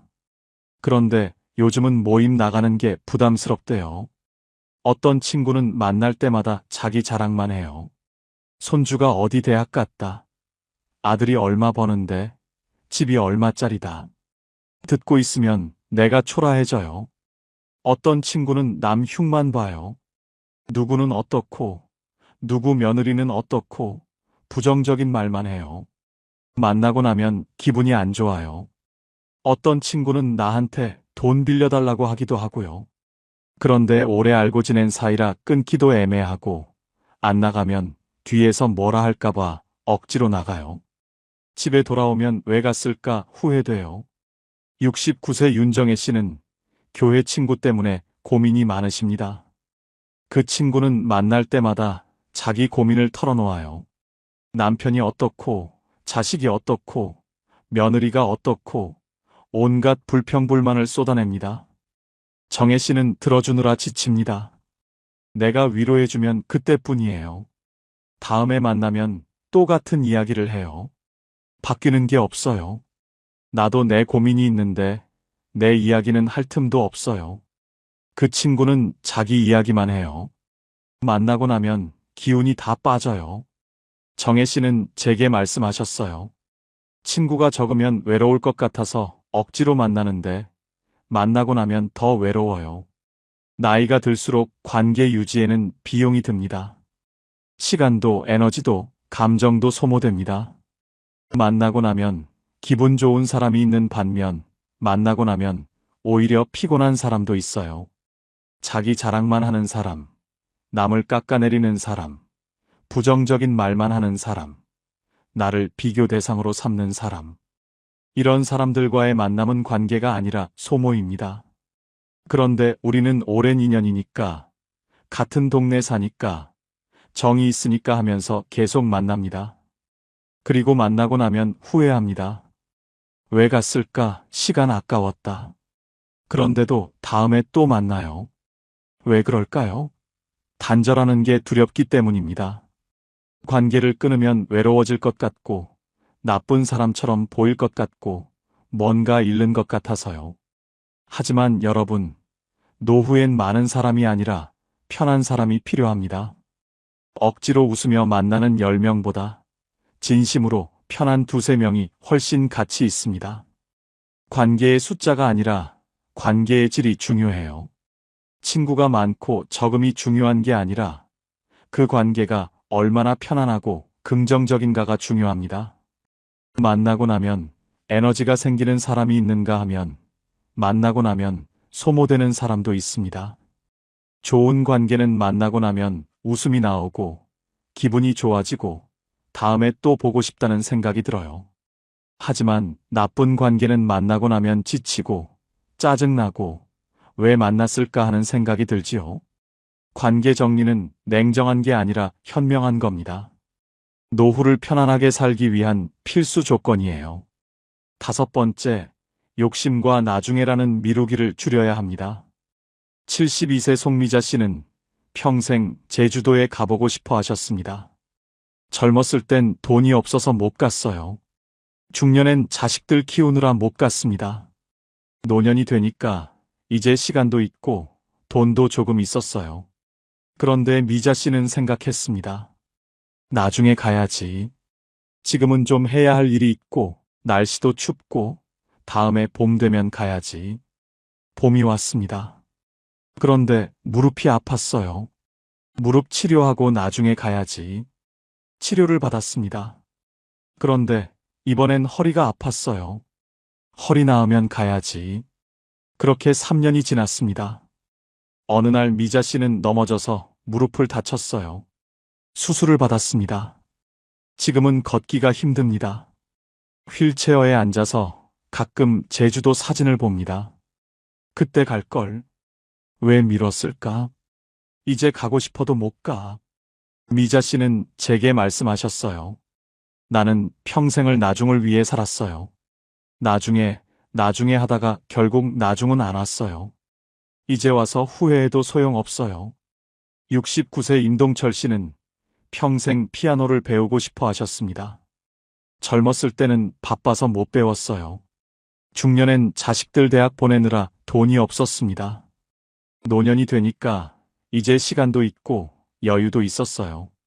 그런데 동철 씨는 생각했습니다. 나이 들어서 뭘 배워? 지금 배워서 뭐 하나? 창피하게. 그렇게 10년이 지났습니다. 지금 동철 씨는 손가락 관절이 안 좋아졌어요. 류마티스가 왔습니다. 피아노를 치고 싶어도 손가락이 안 움직입니다. 그때 배울 걸. 왜 안 했을까? 남들 눈치 볼 게 뭐 있어? 내가 하고 싶으면 하는 건데. 동철 씨는 제게 말씀하셨어요.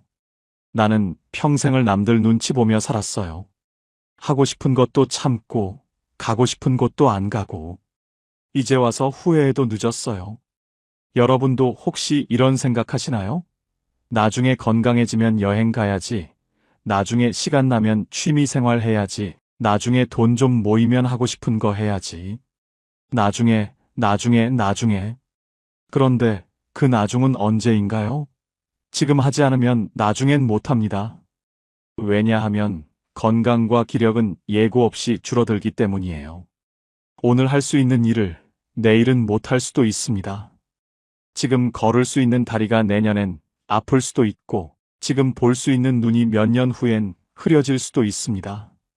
그리고 욕심도 문제입니다. 아껴야 한다는 생각, 자식들 주려고 모아야 한다는 생각, 혹시 모를 일에 대비해야 한다는 생각. 이런 생각들이 우리를 가난하게 만듭니다. 돈은 있는데 쓰지 못하는 가난, 건강은 있는데 누리지 못하는 가난. 그게 진짜 가난이에요. 노후엔 참는 미덕보다 누리는 용기가 필요합니다. 여러분, 인생은 생각보다 짧습니다. 60세가 되고, 70세가 되고, 80세가 되면 할 수 있는 일들이 점점 줄어듭니다. 지금 하지 않으면 영영 못할 수도 있어요. 그러니 오늘 할 수 있는 작은 행복을 누리세요. 나중을 위해 참지 말고 지금을 위해 사세요. 자식들 물려줄 돈도 중요하지만 내가 행복하게 사는 게 더 중요합니다. 행복한 부모를 보는 게 자식들한테도 더 큰 선물이에요. 여섯 번째, 비교하는 마음을 줄여야 합니다. 65세 정순남 씨는 SNS를 자주 보십니다. 친구들이 올린 여행 사진을 봅니다. 제주도에 갔대요. 일본에 갔대요. 유럽 여행을 다녀왔대요. 맛있는 음식 사진을 봅니다. 호텔 뷔페에서 먹었대요. 유명한 식당에 갔대요. 손주들과 행복한 사진을 봅니다. 손주가 영어 잘한대요. 피아노 대회에서 상 받았대요. 명문 유치원에 다닌대요. 그걸 보면서 순남 씨는 자신의 삶이 초라하게 느껴진대요. 남들은 다 여행 다니는데 나는 집에만 있네. 남들은 다 맛있는 거 먹는데 나는 집에서 혼자 밥 먹네. 남들 손주는 다 잘하는데 우리 손주는 평범하네. 남들은 다 행복해 보이는데 나만 이렇게 사는 것 같아요. 순남 씨는 제게 말씀하셨어요. SNS 보면 볼수록 내 인생이 불행해 보여요. 남들은 다 잘 사는 것 같은데 나만 가난한 것 같아요. 68세 이경자 씨는 이웃집 할머니 때문에 스트레스를 받으십니다. 그 할머니는 자식이 잘 됐어요. 아들이 의사, 딸이 변호사래요. 손주는 다 명문대 갔대요. 경자 씨는 아들이 평범한 직장인이고 딸은 주부예요. 손주도 평범하게 자라고 있습니다. 그런데 이웃집 할머니를 만날 때마다 기분이 안 좋아져요. 우리 아들이 이번에 승진했어. 우리 손주가 전교 1등 했어. 자랑만 합니다. 경자 씨는 듣고 있으면 위축됩니다. 우리 집은 평범한데 나는 왜 이렇게 살까? 집에 돌아오면 우울해집니다. 경자 씨는 제게 말씀하셨어요. 남과 비교하지 말아야 한다는 건 아는데 자꾸 비교가 돼요. 그럼 내가 불행해져요. 우리는 살면서 끊임없이 비교당하며 살아왔습니다. 학창 시절엔 성적으로, 청년 시절엔 직장으로, 중년엔 재산과 자식으로 비교당했습니다. 그리고 노년이 되어서도 비교는 계속돼요. 저 집은 자식이 잘 됐대. 저 사람은 연금을 많이 받는데 저 부부는 여행 자주 다니더라. 저 집은 손주가 명문대 갔대. 끝이 없습니다. SNS를 보면 더 심해집니다. 친구들이 올린 여행 사진, 맛있는 음식 사진, 손주들과 행복한 사진. 그걸 보면서 내 삶이 초라하게 느껴집니다. 남들은 다 행복해 보이는데 나만 이렇게 사는 것 같고 남들은 다 잘 사는 것 같은데 나만 가난한 것 같습니다. 하지만 여러분, SNS는 현실이 아니에요. 사람들은 좋은 것만 올립니다. 행복한 순간만 찍어서 올리고 힘든 순간은 숨겨요. 그러니 그걸 보고 비교하면 안 됩니다. 그건 편집된 삶이지 진짜 삶이 아니니까요. 그리고 이웃이나 친척과 비교하는 것도 마찬가지입니다. 남의 집은 겉만 보입니다. 겉으로는 화목해 보여도 속은 어떤지 모릅니다. 자식이 잘 된 것처럼 보여도 실제로는 부모랑 사이가 안 좋을 수도 있고 돈이 많아 보여도 빚이 있을 수도 있어요. 우리는 남의 겉모습만 보고 부러워하는데 실제로는 각자의 고민이 있습니다. 비교는 우리를 불행하게 만들 뿐입니다. 비교를 멈추는 순간 삶은 다시 내 것이 됩니다. 남의 삶을 부러워하며 살 게 아니라 내 삶을 살아야 합니다.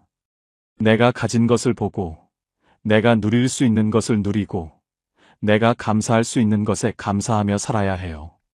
그게 진짜 노후입니다. 지금까지 6가지를 말씀드렸습니다. 책임 강박을 줄이고 과거를 내려놓고 자식 걱정을 줄이고 관계를 정리하고 욕심과 미루기를 줄이고 비교하는 마음을 내려놓는 것. 이 6가지를 한 문장으로 요약하면 이렇습니다.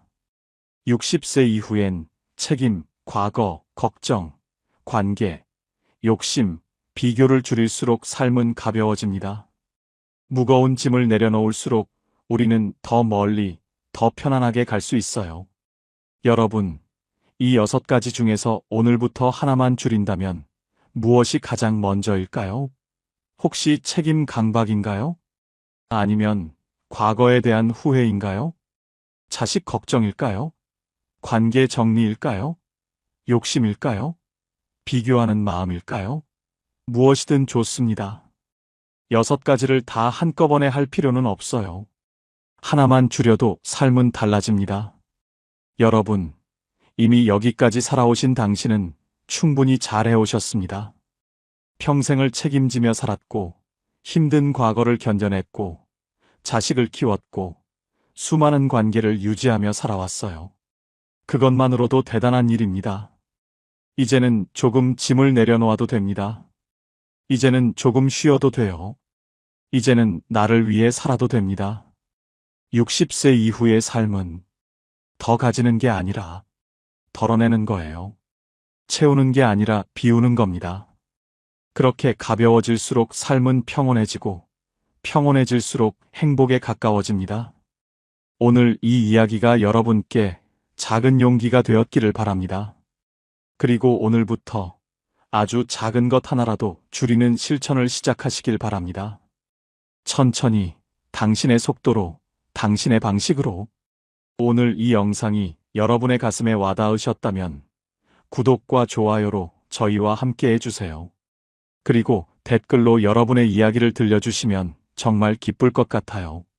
3가지가 궁금합니다. 첫째, 여러분은 이 중에서 무엇을 가장 먼저 줄이고 싶으신가요? 둘째, 오늘 이야기 중 가장 공감되시는 부분은 무엇인가요? 셋째, 여러분만의 짐 내려놓는 방법이 있으신가요? 여러분 한 분 한 분 모두 평온하고 행복한 노후를 보내시길 진심으로 바랍니다. 지금까지 황금노후였습니다. 감사합니다. 2025년 국민건강보험공단이 발표한 충격적인 통계가 있습니다. 65세 이상 노인 중 우울증 진단을 받은 사람이 93만 명입니다. 10명 중 3명이 수면제를 복용하고 있어요. 5명 중 1명이 차라리 죽고 싶다는 생각을 한 적이 있다고 답했습니다. 왜 이렇게 됐을까요? 돈이 없어서일까요? 아닙니다. 통장에 5억이 있어도 우울증에 걸려요. 자식이 없어서일까요? 아닙니다. 자식 셋 있어도 외롭습니다. 건강이 나빠서일까요? 아닙니다. 건강해도 불행한 사람이 많아요. 진짜 이유는 따로 있습니다. 이것을 줄이지 못했기 때문입니다. 65세가 넘었는데도 줄이지 못하고 계속 붙잡고 있어요. 그게 독이 되는 줄도 모르고 붙잡고 있습니다. 오늘 딱 6가지만 정확히 짚어드리겠습니다. 이 6가지를 줄이지 못하면 여러분의 노후는 정말 지옥이 될 수 있어요.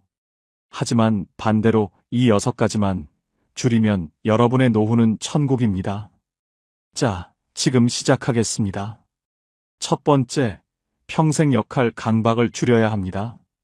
72세 김영자 씨는 새벽 5시 30분에 일어납니다. 평생 그 시간에 일어났어요. 남편 출근 준비시켜야 했으니까요. 그런데 남편은 3년 전에 세상을 떠났습니다. 자식들도 다 독립했어요. 아무도 없어요. 그런데 영자 씨는 여전히 5시 30분에 일어나요. 일어나서 뭘 할까요? 아무것도 없습니다. 부엌에 갑니다. 밥을 하려고 해요. 그런데 혼자 먹을 건데 밥을 해야 하나 싶어요. 라면을 끓입니다. 먹다가 울어요. 아침 8시가 됩니다. 예전에는 설거지하고 청소하고 빨래했어요. 바빴습니다. 그런데 지금은 할 게 없어요. TV를 켭니다. 9시가 됩니다. 10시가 됩니다. TV만 봐요. 점심때가 됐습니다. 또 혼자 먹습니다. 오후에도 TV를 봅니다. 저녁이 됐어요. 밤 9시가 됩니다. 잠자리에 들어요. 잠이 안 와요. 나는 평생 엄마였는데, 아내였는데, 며느리였는데, 이제 나는 뭐지? 정체성이 사라졌어요. 역할이 없으니까 나도 없는 것 같아요. 나는 쓸모없는 사람이야. 나는 이제 필요 없어. 우울증이 왔습니다. 병원에 갔어요. 의사가 우울증 약을 처방했습니다. 약을 먹어요. 효과가 없어요. 더 깊이 빠집니다. 영자 씨 얼굴에서 생기가 사라졌어요. 웃지 않습니다. 말도 없어요. 자식들이 전화해도 응 그래 이것만 해요. 자식들이 걱정합니다. 엄마 우울증 같은데. 영자 씨는 혼자 중얼거려요. 나는 이제 죽어도 돼. 아무도 나를 필요로 하지 않아. 이게 역할을 못 줄인 사람의 끝입니다. 그러던 어느 날 둘째 딸이 영자 씨를 모시고 정신과에 갔습니다. 의사가 물었어요. 어르신, 요즘 가장 힘든 게 뭐세요? 할 일이 없어요. 나는 쓸모없어요. 어르신은 평생 뭐 하셨어요? 엄마였고, 아내였고, 시어머니를 모셨어요. 그럼 어르신 자신은요? 김영자라는 사람은 뭘 좋아하세요? 영자 씨는 말문이 막혔어요. 한참을 생각했습니다. 아무것도 떠오르지 않았어요. 저는 잘 모르겠어요. 의사가 말했습니다. 어르신, 72년을 사셨는데 어르신을 모르세요? 그게 문제예요. 어르신은 평생 역할만 하셨어요. 김영자라는 사람으로는 한 번도 안 사셨어요. 이제 역할이 끝났으니까 정체성이 사라진 거예요. 지금부터라도 찾으세요. 김영자가 누군지, 김영자가 뭘 좋아하는지. 영자 씨는 집에 오는 길에 멍했어요. 김영자가 뭘 좋아하지? 한참을 생각했습니다. 어렴풋이 떠오르는 게 있었어요. 나 옛날에 노래 좋아했는데. 학교 다닐 때 합창단 했는데. 50년 전 일이었습니다. 그 이후로 한 번도 노래를 안 했어요.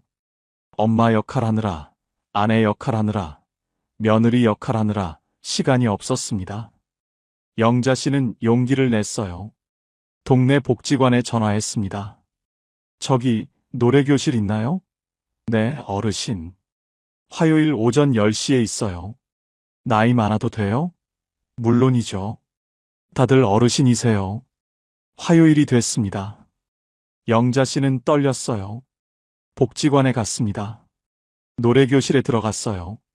할머니, 할아버지들이 앉아 있었습니다. 선생님이 웃으면서 맞아줬어요. 어서 오세요. 여기 앉으세요. 노래를 시작했습니다. 동백아가씨였어요. 영자 씨가 따라 불렀습니다. 처음엔 작은 목소리였어요. 점점 커졌습니다. 노래가 끝났어요. 옆에 할머니가 말했습니다. 어르신, 목소리 좋으세요. 영자 씨가 웃었어요. 오랜만에 웃었습니다. 집에 오는 길에 영자 씨는 콧노래를 불렀어요. 몇 년 만인지 모르겠어요. 그날 저녁 영자 씨는 라면이 아니라 미역국을 끓였습니다. 계란말이도 했어요. 밥을 제대로 먹었습니다. 맛있네. 혼자 먹는데도 맛있었어요. 밤에 잘 잤습니다. 꿈도 꿨어요. 어렸을 때 합창단에서 노래하는 꿈이었습니다. 6개월이 지났어요. 영자 씨는 매주 화요일 노래교실에 갔습니다. 친구도 생겼어요. 같이 커피도 마셨습니다. 공연도 했어요. 복지관 작은 무대에서 동백아가씨를 불렀습니다. 자식들이 보러 왔어요. 박수 쳐줬습니다. 엄마 멋있어요. 영자 씨 얼굴이 완전히 달라졌어요. 생기가 돌아왔습니다. 웃음이 많아졌어요. 말도 많아졌습니다. 우울증 약을 끊었어요. 의사가 놀랐습니다. 어르신, 완전히 달라지셨네요. 영자 씨가 제게 말했어요. 역할을 내려놓으니까 저를 만났어요. 평생 엄마로만 살았는데 이제야 김영자로 살아요. 노래하는 김영자, 친구 만나는 김영자, 무대에 서는 김영자. 이게 진짜 저더라고요. 72년 만에 저를 만났어요. 늦었지만 행복해요. 역할 강박을 줄이세요. 엄마 역할, 아내 역할, 며느리 역할 다 끝났어요. 이제 여러분 이름으로 사세요. 여러분이 좋아하는 걸 하세요. 그게 진짜 인생입니다. 두 번째, 되돌릴 수 없는 과거 생각을 줄여야 합니다. 69세 박순희 씨는 밤마다 27년 전 일을 떠올립니다. 아들이 고3이었어요. 대학 입시를 앞두고 있었습니다. 순희 씨는 매일 아들을 다그쳤어요. 공부해. 공부 안 하면 인생 망쳐. 아들은 스트레스를 받았습니다. 어느 날 아들이 폭발했어요. 엄마, 그만해요. 나 혼자 좀 있게 해줘요. 방문을 쾅 닫았습니다. 순희 씨는 화가 났어요. 내가 너 잘 되라고 하는 말인데 왜 저래? 그 다음 날 아들이 집을 나갔습니다. 편의점 아르바이트를 시작했어요. 대학을 포기했습니다. 저는 제 인생 제가 살게요. 순희 씨는 충격받았어요. 울고불고 했습니다. 내가 뭘 잘못했어? 나는 네가 잘 되라고 한 건데. 아들은 집에 잘 안 왔어요. 연락도 뜸했습니다. 순희 씨는 후회했어요. 그때 내가 좀 참을걸. 그때 내가 좀 덜 다그칠걸. 27년이 지났습니다. 아들은 지금 45세예요. 결혼했고 애도 있고 잘 살고 있습니다. 관계도 좋아졌어요. 명절에 옵니다. 전화도 해요. 다 괜찮아졌어요. 그런데 순희 씨는 여전히 27년 전을 후회합니다. 밤마다 그날을 떠올려요. 내가 그때 왜 그랬을까? 내가 아들을 너무 몰아붙였어. 내 잘못이야. 자책합니다. 아들한테 미안해해요. 그때 미안했어. 아들은 말합니다. 엄마, 그거 다 옛날 일이에요. 저 이제 괜찮아요. 그래도 엄마는 미안해. 엄마, 그만하세요. 다 지난 일이에요. 순희 씨는 못 놓아요. 매일 밤 27년 전을 재생합니다. 뇌는 그걸 지금 일로 인식해요. 그래서 지금 고통받습니다. 불면증이 왔어요. 우울증이 왔습니다. 몸이 망가졌어요. 혈압이 올랐습니다. 당뇨가 생겼어요. 얼굴에 주름이 깊어졌습니다. 순희 씨는 늙어 보여요. 실제 나이보다 10살은 더 늙어 보입니다. 이게 과거를 못 줄인 사람의 모습이에요. 순희 씨 친구가 말했습니다. 순희야, 너 아직도 그 얘기해? 27년 됐어. 아들도 다 용서했어. 이제 그만 놓아. 그래도 나는 미안해. 미안하면 뭐해? 과거는 안 바뀌어. 너만 힘들어. 순희 씨는 화가 났어요. 그런데 밤에 생각해 봤습니다. 맞는 말인가? 거울을 봤어요. 주름투성이 얼굴이 보였습니다. 나 왜 이렇게 늙었지? 다른 친구들보다 더 늙어 보여. 깨달았어요. 내가 나를 늙게 만들었구나. 과거를 붙잡고 있어서. 다음 날 순희 씨는 종이를 꺼냈습니다. 27년 전 그날을 적었어요. 자세히 적었습니다. 다 적고 나서 그 종이를 찢었어요. 작게 찢었습니다. 쓰레기통에 버렸어요. 이제 끝이야. 그때는 그랬다. 나는 최선을 다했다. 이제 끝났다. 선언했습니다. 그날 밤 과거 생각이 났어요. 그때 내가. 순희 씨는 멈췄습니다. 그때는 그랬다. 이제 끝났다. 눈을 떴어요. 천장을 봤습니다. 지금 나는 침대에 누워 있다. 지금은 2025년이다. 아들은 잘 살고 있다. 나도 괜찮다. 현재로 돌아왔어요. 처음엔 어려웠습니다. 과거가 계속 나왔어요. 그래도 연습했습니다. 그때는 그랬다. 이제 끝났다. 한 달이 지났어요. 과거 생각이 줄었습니다.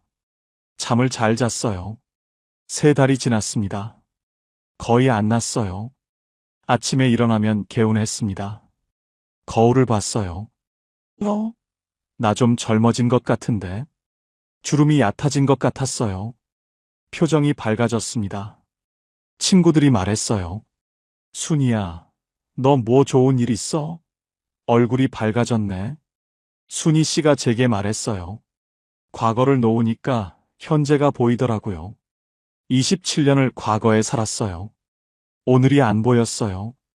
오늘 날씨, 오늘 밥, 오늘 웃음, 다 안 보였어요. 과거만 봤어요. 그런데 과거를 놓으니까 오늘이 보여요. 오늘이 이렇게 좋은 날인 줄 몰랐어요. 과거 생각을 줄이세요. 후회해도 안 바뀌어요. 되돌릴 수 없어요. 이제 현재를 사세요. 오늘을 보세요.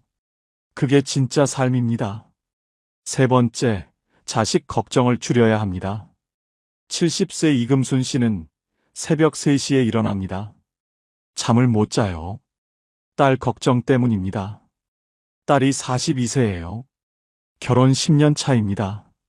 그런데 남편이 사업에 실패했어요. 빚이 2억입니다. 딸이 일을 하고 있어요. 애를 키우면서 일을 합니다.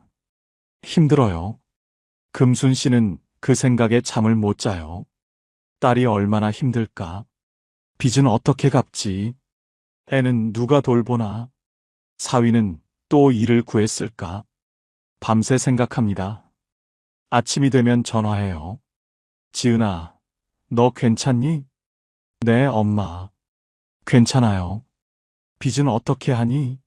엄마, 천천히 갚고 있어요. 사위는 일 구했니? 엄마 알아보고 있대요. 애는 누가 봐? 어린이집 보내요. 어린이집비는 비싸잖아. 엄마, 저희가 알아서 해요. 그래도 엄마는 걱정돼서. 엄마, 걱정하지 마세요. 저 어른이에요. 전화가 끊어집니다. 금순 씨는 더 불안해져요. 딸이 힘든데 나한테 말을 안 해. 혼자 끙끙 앓고 있는 거 아냐? 통장을 봅니다. 연금으로 모은 돈이 3천만 원 있어요. 이걸 딸한테 줄까? 그래, 줘야지.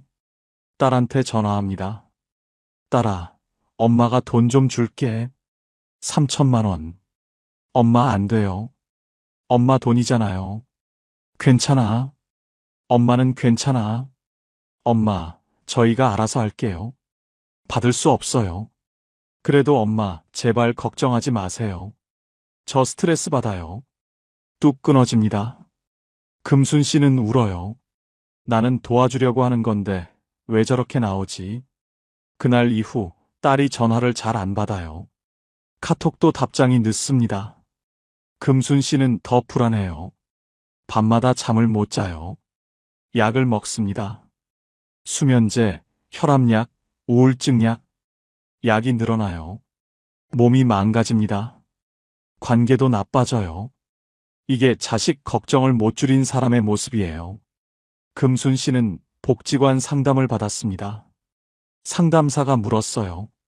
어르신, 가장 힘든 게 뭐세요? 딸이 힘든데 제가 도와줄 수가 없어요. 딸이 도와달라고 했나요? 아니요. 안 받아요. 그럼 왜 도와주려고 하세요? 제가 엄마잖아요. 딸이 힘들면 엄마가 도와줘야죠. 상담사가 말했습니다. 어르신, 그게 사랑인가요? 통제인가요? 금순 씨는 충격받았어요. 통제요? 딸이 안 받겠다는데 계속 주려고 하는 건 통제예요. 딸이 스스로 해결하겠다는데 자꾸 개입하는 건 딸을 안 믿는 거예요. 딸의 능력을 인정 안 하는 거고요. 금순 씨는 말문이 막혔어요. 그럼 저는 어떻게 해야 하나요? 딸을 믿으세요. 딸은 42세 어른이에요. 빚도 갚을 수 있고, 애도 키울 수 있고, 남편이랑도 해결할 수 있어요. 어르신이 대신 살아줄 수 없어요. 놓으세요. 금순 씨는 집에 와서 한참을 울었습니다. 내가 통제했구나. 나는 사랑한다고 했는데 딸은 숨 막혔겠구나. 다음 날 딸한테 전화했어요. 지은아, 엄마가 미안해. 엄마가 너무 간섭했어. 이제 안 할게. 너 인생 내가 알아서 해. 엄마는 너 믿어. 딸이 울었어요. 엄마, 그 말 듣고 싶었어요. 엄마가 자꾸 걱정하니까 저도 불안해져요. 저 잘할 수 있는데 엄마가 못 믿으니까 제가 못하는 것 같아요. 미안해. 이제 안 그럴게. 그날 이후 금순 씨는 전화를 줄였어요. 일주일에 한 번만 했습니다. 전화해도 너 괜찮니? 대신 엄마 오늘 산책했어. 날씨 좋더라라고 했어요. 딸 얘기는 안 했습니다. 한 달이 지났어요. 딸이 먼저 전화했습니다. 엄마, 저 이번에 빚 1,000만 원 갚았어요. 그래? 잘했다. 엄마가 믿어주시니까 저도 힘이 나요. 제가 할 수 있다는 자신감이 생겨요. 금순 씨는 웃었어요. 걱정을 내려놓으니까 딸이 잘하더라고요. 금순 씨는 자식 걱정이 줄어드니까 시간이 생겼습니다. 복지관 다녔어요. 수채화 배웠습니다. 친구 만났어요. 밤에 잘 잤습니다. 약을 줄였어요. 몸이 좋아졌습니다. 금순 씨가 제게 말했어요. 자식 걱정을 놓으니까 제 인생이 보이더라고요. 65세 이후에도 자식 인생을 대신 살면 내 인생은 자동으로 사라집니다. 이 말이 진짜더라고요. 자식은 자식 인생 살고 나는 내 인생 살아요. 그게 진짜 사랑이에요. 네 번째, 지치는 관계의 숫자를 줄여야 합니다. 68세 한말순 씨는 친구가 50명입니다. 동창회, 계모임, 친목 모임, 교회 친구, 동네 친구. 말순 씨는 자랑스러웠어요. 나는 친구가 많아. 나는 외롭지 않아. 그런데 요즘 이상해요. 친구 만나면 지쳐요. 동창회에 나갑니다. 친구들이 모였어요. 대화를 해요. 그런데 대화 내용이 맨날 똑같아요. 우리 아들 이번에 집 샀어. 우리 손주 영재래. 우리는 하와이 다녀왔어. 자랑만 해요. 말순 씨는 들으면서 마음이 무거워집니다. 우리 아들은 평범해. 손주도 그냥 그래. 여행도 안 갔어. 주눅 들어요. 집에 옵니다. 왜 이렇게 피곤하지? 계모임에도 나갑니다. 또 똑같아요. 자랑 대회입니다. 말순 씨는 또 주눅 들어요. 교회 친구도 만납니다. 또 똑같아요. 비교당하는 기분입니다. 일주일에 친구를 5번 만나요. 만날 때마다 지쳐요. 그런데 안 나갈 수가 없어요.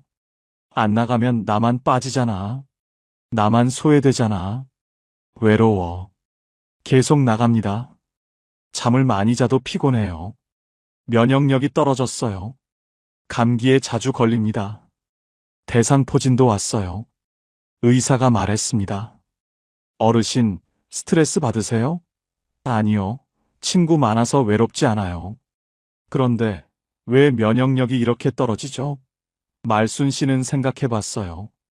친구가 많은데 왜 나는 외로울까? 친구 만나는데 왜 나는 행복하지 않을까? 이게 지치는 관계를 못 줄인 사람의 모습이에요. 어느 날 말순 씨가 감기에 심하게 걸렸습니다. 열이 39도까지 올랐어요. 일주일을 집에 누워 있었습니다. 친구 모임을 다 빠졌어요. 그런데 이상한 일이 생겼어요. 친구들이 아무도 전화 안 했습니다. 카톡도 안 했어요. 나 아픈데 아무도 안 궁금해하네. 섭섭했습니다. 그런데 동시에 깨달았어요. 우리는 친구가 아니었구나. 그냥 같이 시간 때우는 사람들이었구나. 친구들한테 연락이 왔어요. 말순아, 다음 주 나올 수 있어? 말순 씨는 고민했어요. 나가야 하나? 솔직해졌습니다. 나는 저 모임이 싫어. 자랑만 들어야 하고, 비교당하고, 주눅 들고.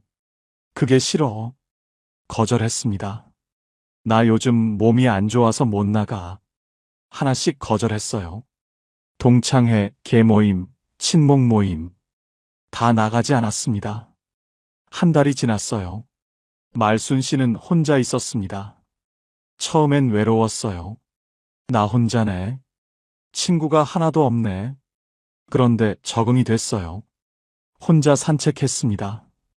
공원 벤치에 앉아서 하늘을 봤어요. 하늘 예쁘네. 아무도 없으니까 비교 안 했어요. 편했습니다. 혼자 카페 갔어요. 커피를 마셨습니다. 맛있네.